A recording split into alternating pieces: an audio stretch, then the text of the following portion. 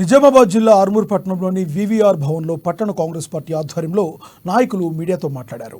ఏకకాలంలో 2 లక్షల రూపాయల రుణమాఫీ చేస్తామని సీఎం రేవంత్ రెడ్డి నిర్ణయం తీసుకోవడంపై ఆర్మూర్ పట్టణ అధ్యక్షులు సాయిబాబా గౌడ్, గొర్త దేవేందర్ నాయకులు హర్షం వ్యక్తం చేస్తున్నామన్నారు.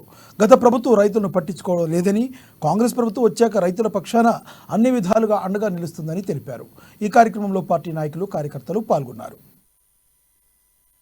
రుణమాఫీ కార్యక్రమానికి ఆయనకు ఎంతటి నిర్ణయం తీసుకున్నాడంటే, ఆయన కూడా ఒక సాధారణ రైతు కుటుంబం నుంచి వచ్చిన వ్యక్తి కాబట్టి ఆయనకు సాధక బాధలన్నీ తెలుసు కాబట్టి రైతులకు నేను ఏమన్నా చెయ్యాలి, రైతుకు నేను ఏం చేసినా కూడా తక్కువే అన్న భావనతోని ఇంత పెద్ద నిర్ణయం తీసుకొని ఈరోజు 31,000 కోట్లతోని ఈ రుణమాఫీ చేయడం జరిగింది.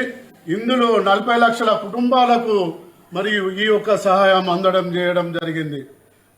మరి ఇలాంటి రైతు పక్షపాతైన మన సీఎం గారు రేవంత్ రెడ్డి గారికి మనము ఏ పార్టీలో ఉన్న రైతులందరూ కూడా వారి యొక్క నిర్ణయానికి, వారి యొక్క చేసిన మనకు లబ్ధికి రుణపడి మనమందరము పార్టీలకు అతీతంగా ఆయన వెన్నంటి ఉంటే మరియు ఇంకా రైతు సంక్షేమ కార్యక్రమాలు ఎన్నో చేస్తాడని ఈ సందర్భంగా తెలియజేస్తూ, గతంలో రాజశేఖర రెడ్డి గారు కూడా ఇదే విధంగా రైతులకు ఏకకాలంలో రుణమాఫీ చేస్తానని చెప్పి అధికారంలోకి వచ్చిన తర్వాత రుణమాఫీ చేయడం జరిగింది.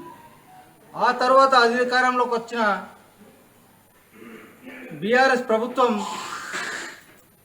ఎన్నో మాయమాటలు చెప్పి రైతులను మోసం చేసింది తప్ప రైతులకు ఎలాంటి రుణమాఫీ కానీ ఇతరత్ర రైతులకు సబ్సిడీ కానీ తర్వాత ఏదైతే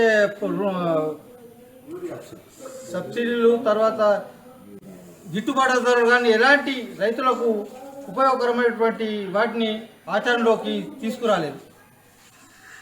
మళ్ళీ 10 సంవత్సరాల తర్వాత కాంగ్రెస్ పార్టీ అధికారంలోకి వచ్చి రైతు ప్రభుత్వం, కాంగ్రెస్ పార్టీ అంటేనే బడుగు బలహీన వర్గాల రైతు ప్రభుత్వాన్ని నిరూపించుకుంది.